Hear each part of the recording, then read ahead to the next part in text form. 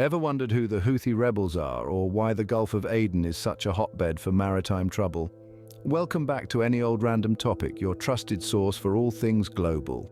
Today we're peeling back the layers of some of the most pressing issues in international affairs. We'll be taking a closer look at the Houthi rebels, who they are, where they're based, and who's backing them. We'll also be discussing the role of the Close-in Weapons System, or CIWS, in warfare, and the circumstances that might lead to its withdrawal. And finally, we'll be navigating the turbulent waters of the Gulf of Aden, exploring the maritime shipping crisis and the role the Houthi rebels play in it. So sit back, relax, and prepare to embark on a journey of discovery. Stay tuned as we learn about these pressing global issues. So, who exactly are the Houthi rebels and who's backing them up? This is a profound that has held the attention of global politics for an extended period. To comprehend the essence of this topic, it is important to dissect it methodically. The Houthi rebels, regarded among the influential rebel groups worldwide, primarily have their base in Yemen's northern regions. But to fully comprehend the narrative, we must trace their origins. The birth of the Houthi movement can be traced back to the dawn of the 1990s.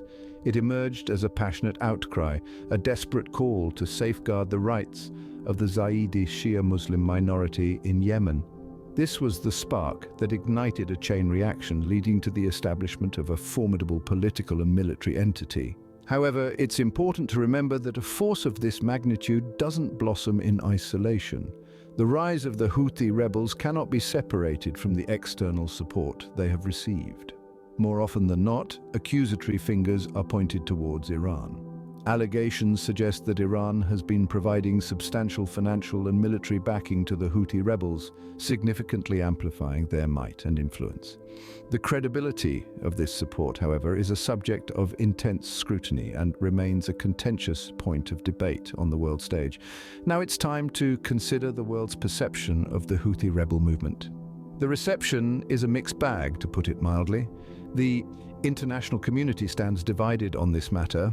On one side of the divide, there are nations that criticize the Houthi rebels' strategies, citing human rights violations and efforts geared towards destabilization. On the other side, they're critics of external interference in Yemen's affairs, arguing such actions only serve to fuel the conflict further and undermine the prospects for lasting peace. This rift is more than just a clash of viewpoints. It represents the intricate, multi-layered nature of the ongoing conflict in Yemen. It bears witness to the vast network of regional and international politics, with the Houthi rebels woven right into its center. The Houthi rebels, initially in a marginalized community, have now emerged as a key player in Yemen's continuing crisis. Their survival and growth amidst raging warfare can be partly attributed to the alleged external support they have received. This backing, particularly from Iran, has allowed them to mount a formidable resistance against a coalition of countries seeking to reinstate Yemen's internationally recognized government. However, it's crucial to note that the Houthi rebels are not only the recipients of support, they are active contributors in a broader regional and global conflict. Their actions, ranging from launching attacks to participating in peace negotiations, have consequences that extend far beyond Yemen's geographical boundaries. Therefore, should come as no surprise, the Houthi rebels, a group conceived from a struggle for rights, now find themselves embroiled in a perplexing high-stakes conflict. They have powerful allies and determined adversaries, and they continue to play a significant role in shaping the trajectory of Yemen's future. With external supporters and a divided international community, the Houthi rebels continue to be a significant player in Yemen's ongoing crisis. This is a truth that cannot be denied. And as the conflict evolves, so too will the roles and responsibilities of the Houthi rebels and their allies. Because in the intricate web of international relations and global affairs, nothing is ever as straightforward or simple as it initially appears. Now let's talk about CIWS. Ever heard of it? Well, it's more important than you might think. CIWS, or Close-in Weapons System, is a key player in naval warfare. It's essentially a rapid-fire, radar-guided gun or missile system designed to defend against incoming threats like missiles and aircraft. Imagine a shield that can not only protect a ship from a barrage of incoming threats, but can also neutralize them in an instant. That's the power of CWIS. However, CWIS isn't invincible. There are instances when it might be withdrawn or deactivated during a conflict. Now, you might be wondering, why would you remove such a powerful shield in the middle of a war?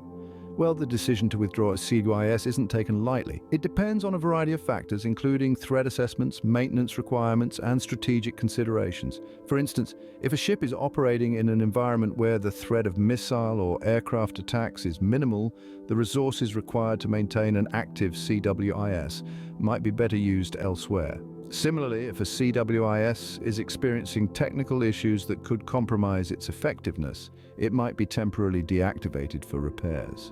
Throughout history, there have been several instances where naval vessels opted to temporarily withdraw or deactivate their CWIs due to these considerations. During the Falklands War in the early 1980s, for example, certain British warships reportedly deactivated their CWIS, known as the Seawolf, during periods of low threat to conserve resources. In another instance, during the Gulf War in the early 90s, the USS Missouri, an American battleship, opted to deactivate its CWIS, known as the Phalanx, during a specific operation due to concerns about potential friendly fire incidents. This decision was based on a strategic assessment of the risks and benefits involved. However, the decision to deactivate or withdraw a CWIS is not without its risks. Without the protective shield of a CWIS, a ship becomes more vulnerable to missile and aircraft attacks. This can have serious consequences, particularly in high-threat environments. During the aforementioned Gulf War, for instance, the USS Stark, a frigate of the United States Navy, was hit by 2 Iraqi Exocet missiles, resulting in substantial damage and loss of life. At the time of the attack, the ship's CWIS, a Phalanx system, was reportedly not operational, which likely contributed to its inability to defend against the incoming missiles. As you can see, the decision to withdraw a CWIS can significantly impact the course of a naval conflict. It's a strategic move that involves careful assessment of the risks and benefits involved. So next time you hear about CWIS, remember it's not just about the technology itself, but also about the strategic decisions that govern its use. Moving on to the Gulf of Aden, a crucial maritime route now facing a serious crisis. This historically significant waterway connecting the Red Sea to the Arabian Sea has been a strategic passageway for global commerce for centuries. However, the recent years have seen this vital artery of global trade fall into a state of alarming instability. The present crisis in the Gulf of Aden is a complex weave of geopolitical tensions, conflict, piracy, and gravely attacks on ships. The maritime shipping industry, which relies heavily on the freedom and safety of these waters, finds itself in a precarious situation, grappling with a surge in security risks and operational challenges. A significant contributor to this crisis has been the activity of the Houthi rebels. These Yemeni insurgents, primarily based in the northern part of Yemen, have been implicated in several attacks on ships in the Gulf of Aden. Commercial vessels, military ships, and even humanitarian aid vessels have not been spared. From using naval mines to launching missile attacks, the Houthi rebels have escalated the maritime security situation to a critical level. However, the crisis in the Gulf of Aden is not just about the Houthi rebels and their actions, it's also a reflection of the broader conflict in Yemen and the region's geopolitical dynamics. The alleged backing of the Houthi rebels by Iran, the involvement of other regional powers, and the complex web of alliances and rivalries all contribute to the volatile situation in these waters. But amidst the crisis, efforts are being made to restore stability and ensure the safe passage of ships. International navies, including coalitions like the Combined Task Force 151, have stepped up their presence in the region. These naval forces are actively working to combat piracy, prevent attacks on ships, and deter any aggressive actions that threaten maritime security. In addition to military efforts, diplomacy and dialogue are crucial tools in addressing this crisis. The international community, while divided in its stance, has called for a peaceful resolution to the conflict in Yemen. The hope is that a political solution can pave the way for stability, not just on land, but also in the waters of the Gulf of Aden. However, the path to resolving the maritime shipping crisis in the Gulf of Aden is fraught with complexities. It requires not only addressing the immediate security threats, but also the underlying issues fueling the conflict. It demands cooperation, compromise, and a collective commitment to peace and stability. The Gulf of Aden's crisis is a significant global issue, affecting not just the region, but international maritime trade as well. As we navigate through these turbulent times, it's imperative to remember that the ripples of this crisis reach far beyond the waters of the Gulf. The resolution of this crisis is not just a regional necessity, but a global imperative. The Houthi rebels are not just causing trouble on land, they've taken their fight to the seas as well. Let's take a closer look at how the Houthi rebels have extended their battlefield to the maritime domain, specifically in the Gulf of Aden. This waterway, connecting the Red Sea to the Arabian Sea, has become a hotbed for Houthi attacks on ships, further complicating an already tense maritime crisis. The Houthi rebels have been linked to a series of attacks on both military and civilian vessels in the region.